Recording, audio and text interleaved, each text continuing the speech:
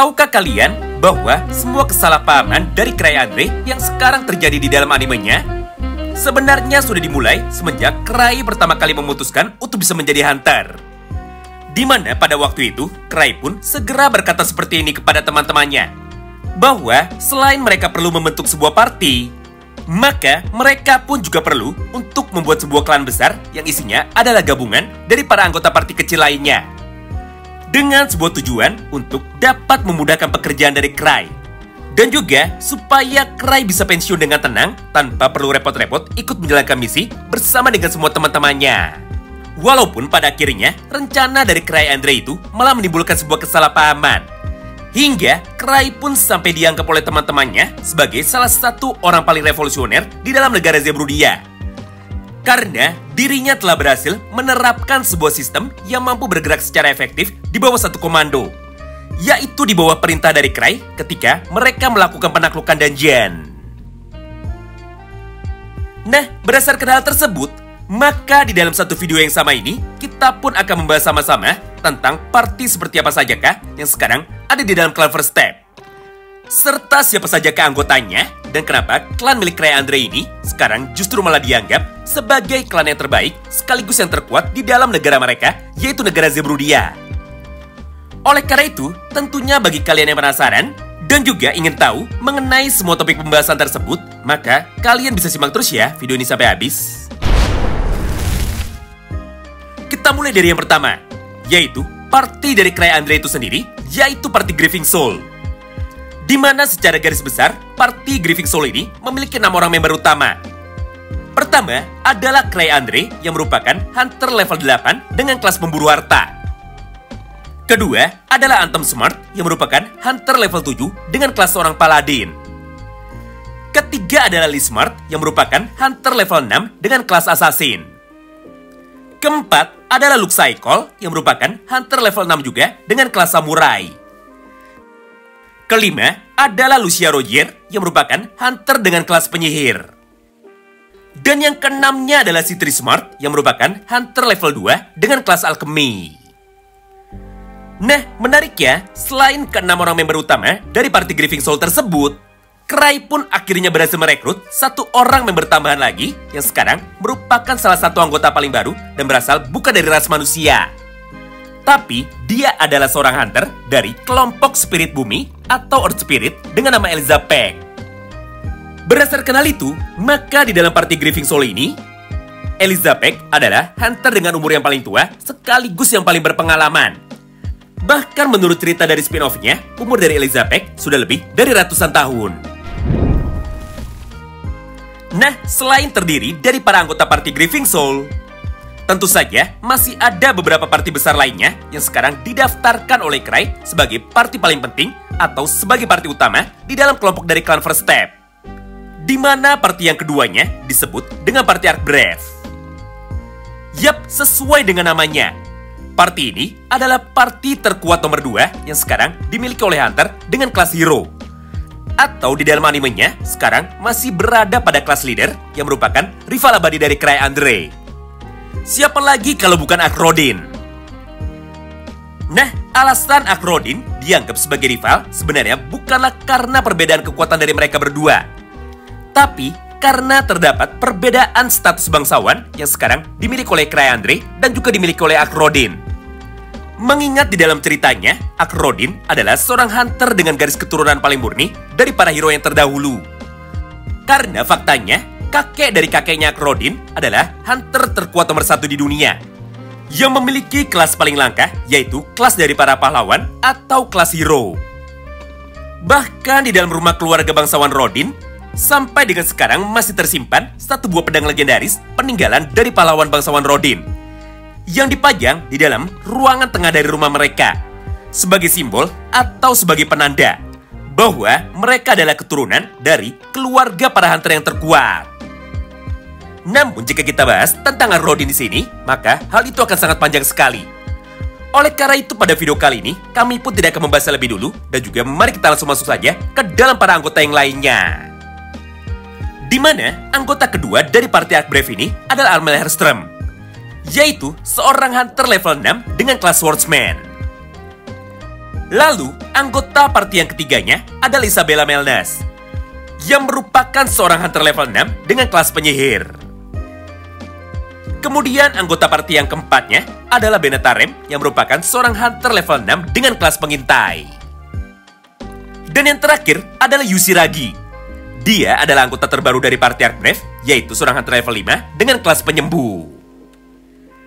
Nah, menarik ya, di antara semua party lain yang ada di dalam klan First Step, Archbrave adalah salah satu party elit yang hanya menerima misi eksklusif dengan tingkat kesulitan paling tinggi.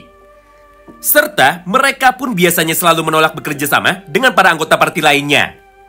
Yang artinya mereka selalu mengerjakan misi dan juga menaklukkan dungeon hanya dengan 5 orang saja tanpa membutuhkan bantuan dari party lainnya.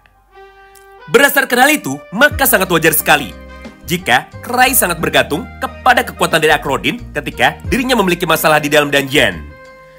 Mengingat kekuatan dari Akrodin sendiri saja sebenarnya sudah sebanding dengan kekuatan tempur dari ratusan orang hunter level 6 ataupun setingkatnya. Bahkan di dalam negara Zebrudia, secara kekuatan tempur, Akrodin sebenarnya adalah yang terkuat, bukan Cray Andre.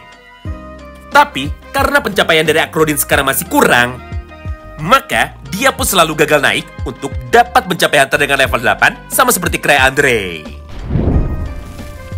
Nah, selain party Grieving Soul dan juga party Archbrave, maka kelompok party yang ketiganya adalah party Obsidian Cross. Mereka adalah party utama yang sekarang sudah dimunculkan di dalam versi animenya.